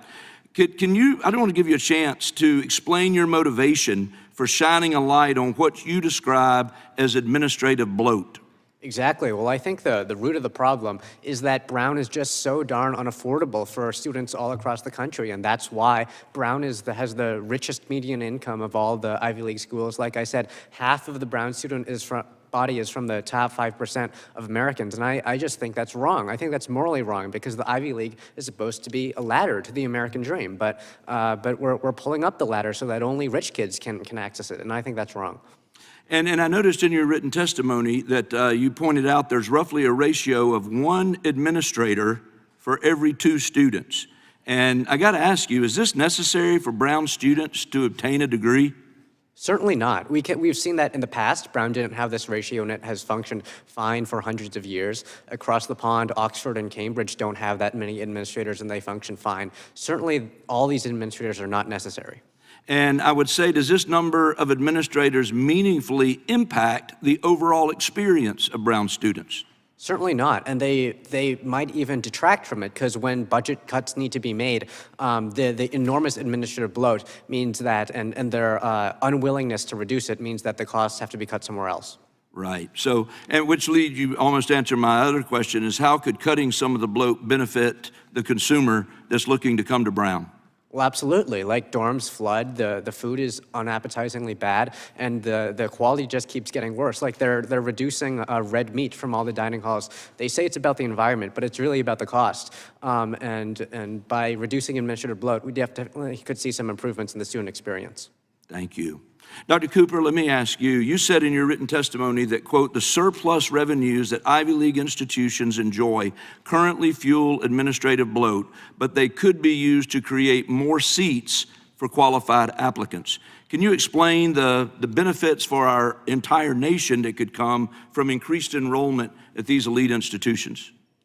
Absolutely. Right now, if you look at elite institutions graduates, they are vastly overrepresented in the elites of business, politics, and media. And if we were to expand Ivy League undergraduate colleges to more students, that would enable more students to get their foot in the door for this pipeline and enable, a greater diversity of folks in those elite positions. So I would love to see Ivy League institutions use their endowments, use all the money they're currently spending on administration to expand and create opportunity for more of those students. Well, thank you. And thank you to all of you for shining the light that you're shining today. And Mr. Chairman, with that, I yield back.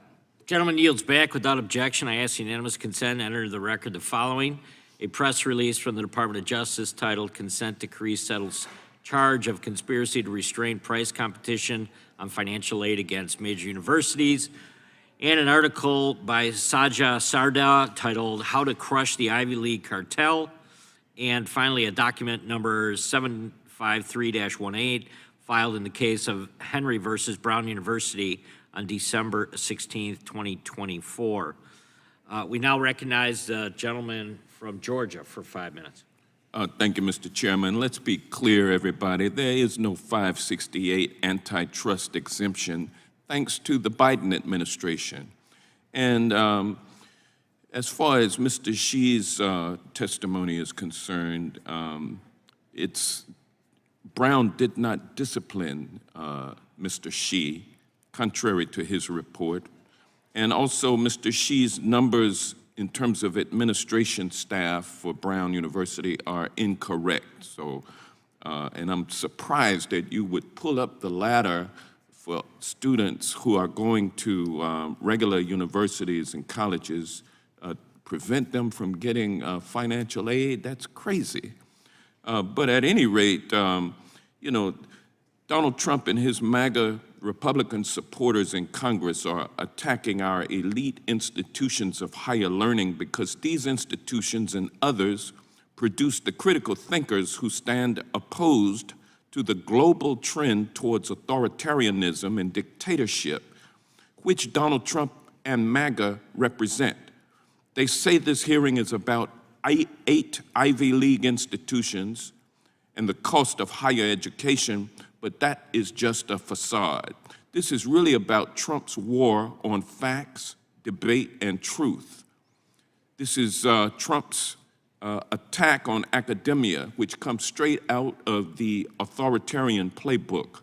Universities are full of smart, young, engaged people, and the institutions are committed to freedom of inquiry and diversity of thought. Universities provide independent sources of information and accountability.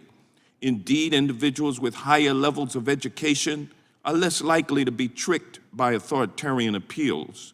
So any autocrat or dictator who wants to exercise limitless, arbitrary power sees independent institutions of higher education as a threat. After all, Donald Trump can't replace our democracy with a dictatorial regime if the people are smart enough to recognize that he is a threat to freedom, liberty, and justice, which our democracy guarantees. Dr. Morgan, I believe that academia is inextricably tied to our democracy and to our liberty. Can you talk about why higher education is important for the protection of freedom and democracy? Absolutely. You know, first of all, our institutions of higher learning are places where people come together and learn and have to, kind of be in the same place as people with different opinions. So it really promotes democratic values from the start.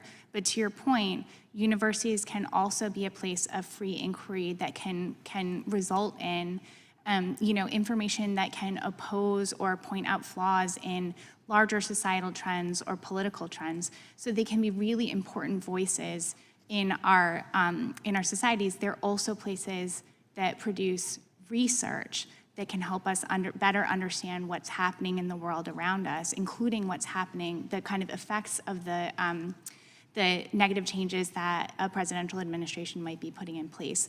So they're incredibly important to our democracy and to our society. Thank you. As a lawyer, I've watched with horror as a number of law firms bent a knee and succumbed to Donald Trump's unlawful pressure campaign. But I'm proud of the brave firms that chose to stand up for the rule of law. Now, as Trump goes after the universities, I'm equally concerned. In March, Columbia University caved to Trump's demands when the administration threatened to yank away $400 million in federal funding. Yet, more recently, Harvard is showing backbone in rejecting Trump's demands. Dr. Morgan, why is it important that universities stand up against the administration's attacks? And conversely, what would happen if universities succumbed and started towing the line for this administration? Yeah, I think it's incredibly important that universities follow the law, but do not submit to demands that have nothing to do with their legal requirements.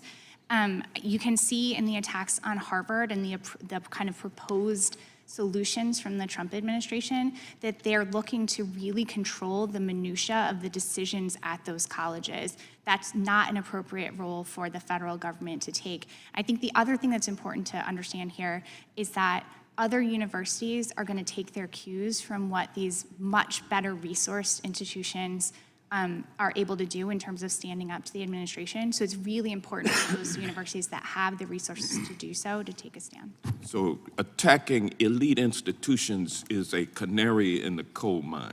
That's right. All institutions of higher learning are under attack. That's right. Thank you. With that, I yield back. Gentleman yields back. Now recognize the chairman of the full committee, Mr. Jordan, for 5 minutes. Thank you, Mr. Chairman. Mr. Shieh, what did you say tuition was again at Brown, annual tuition? It's $93,064 in direct costs. 93, and that doesn't count room and board and books and everything, that's just tuition, right? No, that's including room and That's board. everything, okay, $93,000. How many students you say again was at Brown? Over 7,000, I think you said? 7,000. Yeah, so that's a lot of money coming in. Maybe it could be some grants, it could be some aid, it could be some, loans, whatever, but 93,000 times 7, it's like $700 million coming into Brown every year. And you asked a fundamental question, sort of simple question. You asked the question, where the heck's all the money going, right? And you said, maybe I'll check the administrators. How many administrators are having? You said, I think the number you said was 3,805, is that right? Yep. And then you sent a letter to these guys asking another fundamental question. What do you do all day?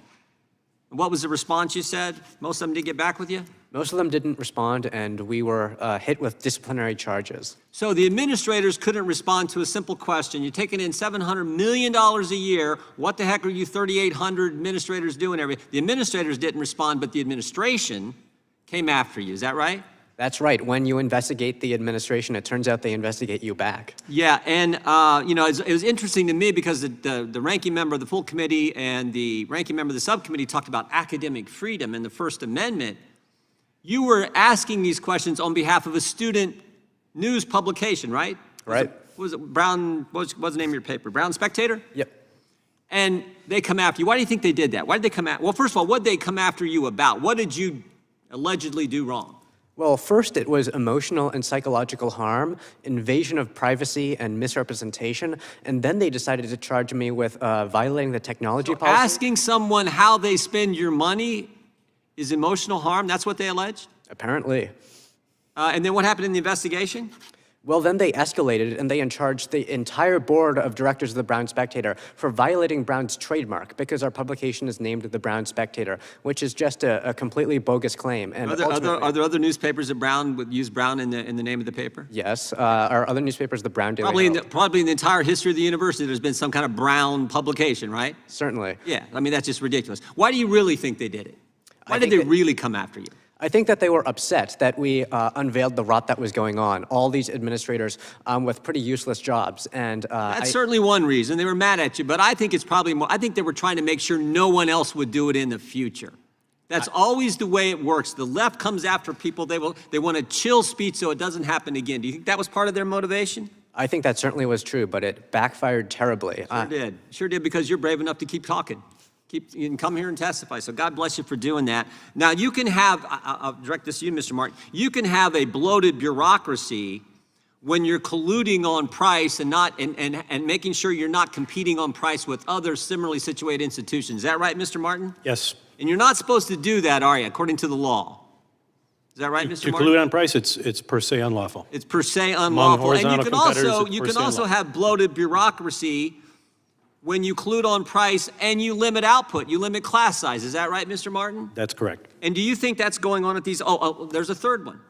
You can also do all this if you engage in perfect price discrimination, where you get all this information on the student and their families, what they make, where it goes, what they owe, what their retirement is, all this information. You can say, that student can pay this amount, and you'll take it right to the edge where they can pay and get perfect price discrimination. So when you do those three things, you can afford to have 3,805 administrators for 7,000 students. Is that right, Mr. Martin? You make an excellent point. The more perfect the information, the more perfect the collusion can be, algorithmically or otherwise. Of course, and that's exactly what's going on. Is that right, Dr. Cooper? The evidence is certainly consistent with that, yes. That's what the evidence shows. And yet the other side says, oh, how dare Mr. Fitzgerald have this hearing? You got to be kidding me. They tried to chill the speech of a news publication at the university for a student they're supposed to be serving, asking a simple and fundamental question. And they want to chill that because they don't want anyone to look under the covers and see that they're colluding on price, they're limiting output, and they're doing perfect price discrimination. Imagine that. Imagine that. And we're not supposed to have a hearing? Holy cow. I want to thank the chairman for doing the hearing. I want to thank all of you for testifying. And Mr. Shieh, thank you for stepping forward and letting the country know what's going on at these elite universities. What would the gentleman yield for a quick I question? yield back to the chairman. I'll yield. You got. Well, I just wonder if your feelings are the same about the attacks on a private student publication called the Harvard Law Review taking place by the Trump administration right now. Well, I think the chairman or the ranking member knows that you and I have been strong defenders of the press. We have co-sponsored together the Press Act, defending the press. I will continue to do that, but I'm focused on the situation in front of us today, Mr. Shieh at Brown University. I'm with you. Hold the thought, and more power to the free press at Brown and at Harvard. God bless America. Gentlemen's time has expired. That concludes today's hearing. We want to thank Mr. our Chairman, witnesses. I have a unanimous consent request. Oh, Mr. Nadler has a UC request. Thank you, Mr. Chairman. I ask unanimous consent to enter into the record an article entitled Ivy League Schools Financial Aid from the Ivy Coach Daily. And it says, moreover, while the sticker price at the Ivy League schools is high, about $90,000 per year, roughly half of the students receive financial aid with average awards covering 2/3 or more of the cost. The vast majority of students from Ivy League schools graduate with no loans. Half of the Ivy League schools offer a completely free education to families whose incomes are $75,000 or less. Is that the title or the whole article? That's the whole article, yeah. And I have a Without objection. second unanimous consent request, shorter. I ask unanimous consent to enter into the record an article from Chicago Booth Review titled "Who's at Fault for Student Loan Defaults?" that argues that this article reviews research that analyzes student loan defaults and finds that for-profit colleges, half of the student loan defaults are from programs that only enroll 10% of U.S. students. Furthermore, the review argues that default rates are not being driven by tuition costs. Without objection. Thank That you. concludes today's hearing. I want to thank the witnesses for appearing before the committee today. Without objection, all members will have 5 legislative days to submit additional written questions for the witnesses and additional materials for the record. Without objection, the hearing is adjourned.